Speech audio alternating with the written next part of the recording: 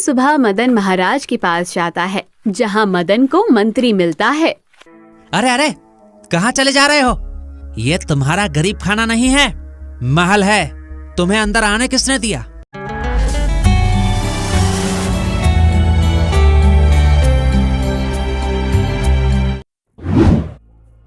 माननीय मुख्यमंत्री योगी आदित्यनाथ जी, यह वीडियो मुख्यमंत्री जनता दरबार लखनऊ की कार पलड़ी पद्धति संबंध में है। जब आम जनमानस अपनी अपनी समस्याएं लेकर मुख्यमंत्री जनता दरबार में उपस्थित होते हैं तो उनके साथ अंडर सेक्रेटरी एवं ऑफिसर किस तरह का व्यवहार करते हैं और उनकी कार पलड़ी पद्धति किस तरह से संचालित होती है, इस वीडियो में उन बिंदुओं पर प्रकाश डाला गया है। मैं इस वीडियो द्वारा मेरे साथ जनता दरबार में जो कार्रवाई किया गया, मैं उस संबंध को उल्लेखित कर रहा हूं। मैं इस वीडियो में गुड्डू टीवी यूट्यूब चैनल के धारावाहिक कहानियों के एक एपिसोड का छोटा सा अंश जोड़ रहा हूं। आप देख रहे हैं। अजी सुनिए, घर में हम 3 लोग रहते हैं और आप हैं कि हर महीने सिर्फ एक ही बोरी राशन ला कर देते हैं, जो बहुत जल्दी खत्म हो जाता है। आप मंत्री जी से कहिए कि हमें 1 माह का 2 बोरी राशन दे, ताकि हम उसमें अच्छे से खाना खा सके। तुम सही कह रही हो भाग्यवान। हाँ, मैं कल सुबह ही महाराज के पास जाता हूँ। इस कहानी में गरीब किसान जिस उम्मीद में अपनी समस्याएं लेकर महाराज के दरबार में उपस्थित हो रहा है, ठीक इसी तरह मैं भी अपनी समस्याओं को लेकर माननीय मुख्यमंत्री योगी आदित्यनाथ जी के जनता दरबार में उपस्थित हुआ था। अरे अरे, कहाँ चले जा रहे हो? ये तुम्हारा गरीब खाना नहीं है, महल है। तुम्हें अंदर आने किसने दिया? मंत्री जी, मैं यहाँ महाराज से मिलने आया हूँ। आहा, तुम क्या कहीं के राजा महाराज हो जो तुम राजा से मिलने महल में आओगे और मैं तुम्हारा स्वागत करूंगा? नहीं मंत्री जी। चुपचाप बताओ, काम क्या है? क्यों मिलना है महाराज से? मंत्री जी, मुझे महाराज से कहना था कि मेरे घर में मेरी पत्नी और मेरा एक बेटा रहता है। हम सब कुल मिलाकर 3 लोग हैं और हमें हर माह 1 बोरी अनाज मिलता है, जिससे हम सबका गुजारा नहीं होता है। तो मैं महाराज से कहना चाहूंगा कि मुझे हर महीने कम से कम 2 बोरी अनाज दिया जाए। तुम्हें मालूम नहीं है क्या, जितने लोग शाही खेतों पर काम करते हैं उन्हें उतनी बोरी ही धान मिलता है जितना जिस घर के जितने लोग खेतों में काम करेंगे उतने ही उनको अनाज के बोरे मिलेंगे। तो तुम क्या मेरे रिश्तेदार हो जब महाराज तुम्हें माह में 3 बोरे अनाज दे? नहीं मंत्री जी, हमारे महाराज बहुत दयालु हैं। मैं उन्हें अपनी पारिवारिक हालत बताऊंगा तो वो जरूर मेरी बात सुनेंगे। ठीक है, तुम यहीं रुको, मैं महाराज तक तुम्हारी बात पहुंचा कर आता हूँ। इतना कहकर मंत्री अंदर चला जाता है। जैसा कि आप देख रहे हैं, गरीब किसान अपनी समस्या मंत्री जी को उल्लेखित कर रहा है। ठीक इसी तरह मैं भी मुख्यमंत्री जनता दरबार लखनऊ में अपनी समस्या 160 बार लेकर उपस्थित हुआ हूं और मुख्यमंत्री जी के ओएसडी ऑफिसर अंडर सेक्रेटरी मंत्रीगण को उल्लेखित किया हूं। और कुछ देर बाद वापस आता है और मदन से कहता है, महाराज ने तुम्हें 2 बोरी अनाज देने से मना कर दिया है। ये आप क्या कह रहे हैं? एक बार मुझे महाराज से बात करने दीजिए। तुम्हें समझ नहीं आता मैं क्या कह रहा हूँ? महाराज मिलना नहीं चाहते तुमसे, और अगर तुमने ज्यादा शोर शराबा किया तो मैं महाराज से कहकर तुम्हारी माँ की 1 बोरी अनाज भी कटवा दूंगा, फिर अपने परिवार के साथ भूखे मरना। मंत्री मदन को अपनी बातों में उलझाकर वहाँ से भगा देता है। आपने देखा, मंत्री जी गरीब किसान से कह रहे हैं कि महाराज जी ने उसकी समस्या को पूर्णतः अनसुना कर दिया है। साथ ही वह यह भी कह रहे हैं कि महाराज जी उससे मुलाकात नहीं करना चाहते हैं। यदि फिर भी वह महाराज जी से मुलाकात करने की कोशिश किया तो उसे जो अनाज की 1 बोरी मिल रही है वह भी उससे छीन लिया जाएगा। ऐसा धमकाकर उस गरीब किसान को वहां से भगा देते हैं। अरे ये मंत्री जी छुप कर किससे बात कर रहे हैं? देखना पड़ेगा। तुम्हें जैसा कहा है वैसा ही करना, किसी को कानो कान खबर नहीं होनी चाहिए। अरे मंत्री जी, आज तक किसी को पता चला है क्या जो अब पता चलेगा? इतने वर्षों से आप मुझे राज्य के किसानों को मिलने वाला अनाज, जो कि महाराज की तरफ से उन्हें 5 बोरे दिया जाता है, उनमें से आप उन्हें बस 1 बोरा देते हो और बाकी के 4 बोरे दूसरे राज्य में बेच देते हैं। ये बात बस आपके और मेरे बीच में ही है। आपने देखा, मंत्री जी अपनी निजी स्वार्थ की पूर्ति के लिए किसानों से उसका हक छीन रहे हैं, साथ ही किसानों के दृष्टिकोण में महाराज जी की छवि धूमिल कर रहे हैं। हे भगवान, ये सारी करामत इस मंत्री की है।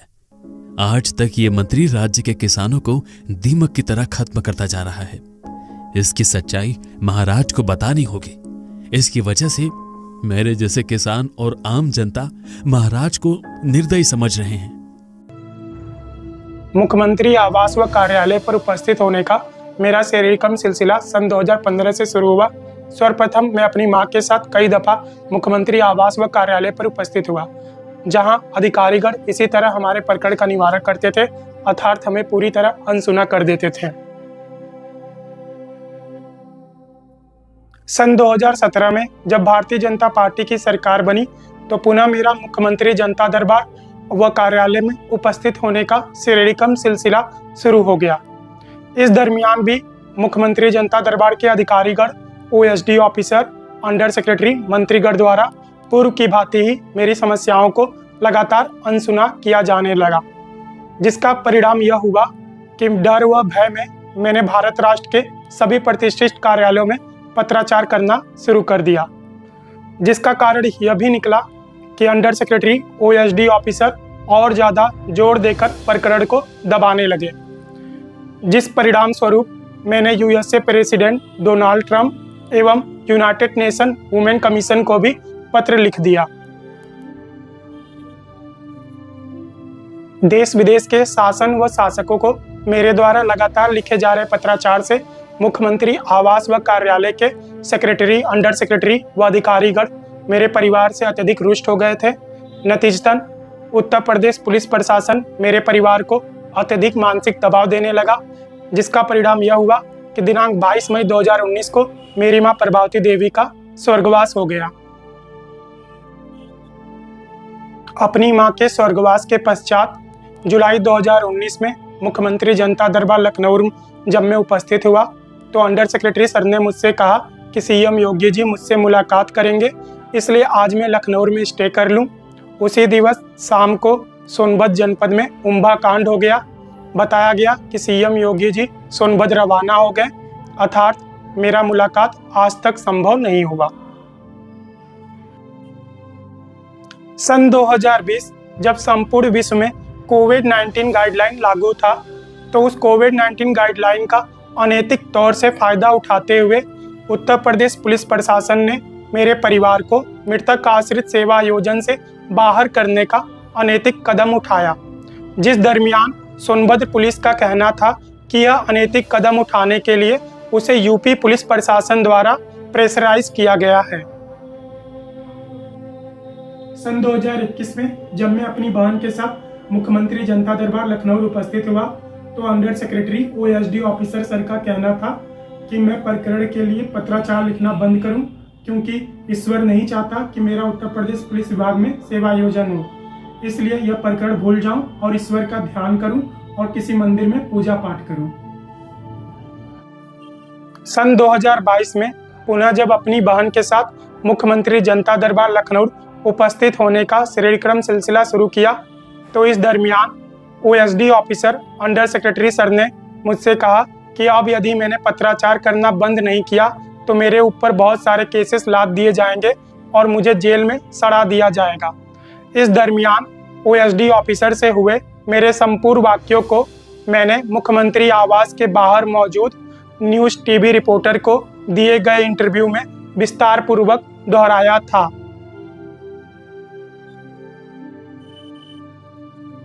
सन 2023 का घटनाक्रम कुछ इस तरह रहा। प्रथम, दिनांक 12 मार्च 2023 को राष्ट्रपति भवन नई दिल्ली से मुख्यमंत्री जनता दरबार लखनऊ की पैदल यात्रा करना शुरू किया तथा दिनांक 27 मार्च 2023 को मुख्यमंत्री जनता दरबार लखनऊ उपस्थित हुआ। वहां पर मेरा मुख्यमंत्री योगी जी के स्पेशल सेक्रेटरी शशांक त्रिपाठी जी से मुलाकात हुआ उन्होंने मेरे वक्तव्य को सुना, साथ ही कहा कि आप सीएम योगी जी से मुलाकात करना चाहते हैं, हम आपका मुलाकात करवाते हैं।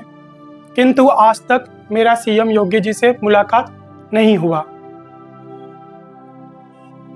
सन 2023 के घटनाक्रम का दूसरा भाग। जनवरी 2023 से अप्रैल 2023 तक लगातार मेरे द्वारा किए जा रहे पत्राचार से मुख्यमंत्री जनता दरबार के अधिकारीगण, सेक्रेटरी, अंडर सेक्रेटरी एवं मंत्रीगण मुझसे चिढ़ गए थे, अर्थात पूरी तरह मुझ पर रुष्ट हो गए थे। नतीजतन यूपी पुलिस प्रशासन द्वारा पूर्व की भांति दबाव बनाना शुरू कर दिए कि मैं पत्राचार करना बंद करूं, अन्यथा मेरे ऊपर बहुत से फर्जी केसेस लाद दिए जाएंगे और मुझे जेल में सड़ा देंगे।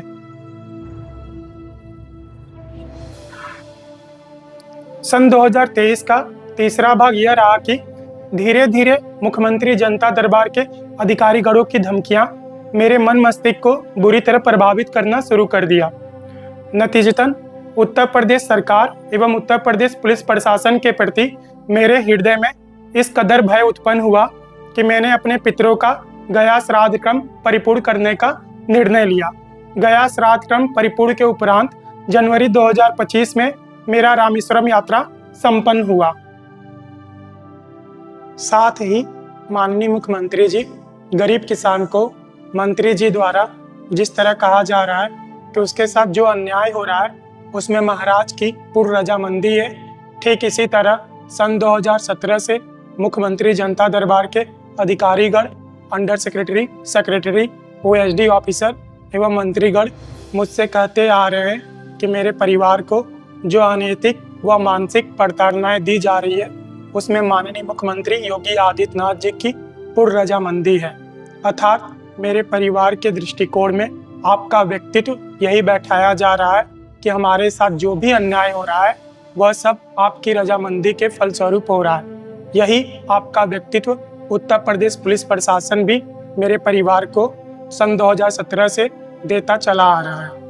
अतः मैं आपसे अनुरोध करता हूं कि आप हमसे मुलाकात करें ताकि हमें भी स्पष्ट मालूम हो कि क्या यह सारी प्रताड़नाएं आप द्वारा दी जा रही है, जिस परिणाम स्वरूप मैं अपनी मां को भी खो दिया और लगातार मेरा परिवार मानसिक प्रताड़ित हो रहा है और हमारा जीवन पूरी तरह से बहुत ज़्यादा कष्ट व दुख से व्यतीत हो रहा है, क्योंकि इस जीवन में हम यह डिसाइड नहीं कर पा रहे कि हमारा भविष्य क्या होगा, क्योंकि जब यह प्रकरण पूर्ण होगा तभी हमारा आगे का भविष्य सुचारू रूप से चल पाएगा। अतः हम आपसे निवेदन करते हैं कि मेरे पिताजी का जो अंतिम इच्छा है कि उनके मृत्यु के बाद मैं पुलिस विभाग में मृतक आश्रित कोटे से सेवायोजन हो जाऊं, उसे मैं परिपूर्ण कर सकूं, क्योंकि उनका यह इच्छा था। इसी इच्छा को पूर्ण करने के मैं सन 2010 से कोशिश कर रहा हूं, किंतु मुख्यमंत्री कार्यालय उत्तर प्रदेश और उत्तर प्रदेश पुलिस प्रशासन के प्रति हृदय में जो डर विद्यमान हुआ, तो मैं अपने पिताजी की इच्छा को पूर्ण किए बिना ही उनका सन 2023 में गया श्राद्ध क्रम परिपूर्ण किया। अतः आपसे गुजारिश है कि आप मेरे परिवार से मुलाकात करें ताकि मेरे परिवार को न्याय मिल सके और मेरा उत्तर प्रदेश पुलिस विभाग में शीघ्र अतिशीघ्र सेवायोजन हो सके। हम आपसे लड़ाई नहीं करना चाहते हैं, ना ही हम अधिकारीगणों से कोई लड़ाई व बहस किए थे, किंतु उन्हें लगा कि हम उनके साथ बहस कर रहे हैं, जबकि हम अपना हक मांग रहे हैं और हक मांगना कभी भी गलत नहीं होता है। यह संविधान द्वारा भी हमें अधिकार दिया गया है कि हमारे साथ कुछ भी अन्याय होता है तो उस संबंध में हम आवाज उठाएं।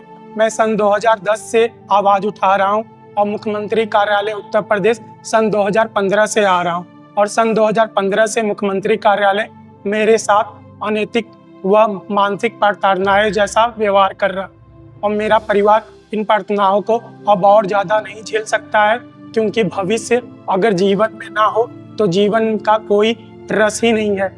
अतः हम आपसे अनुरोध करते हैं कि हमारा भविष्य का मार्ग सुगम करें, क्योंकि इस मार्ग में आपका कार्यालय अवरोधक बन रहा है। अतः आप इस अवरोधक को शीघ्र अतिशीघ्र दूर करें।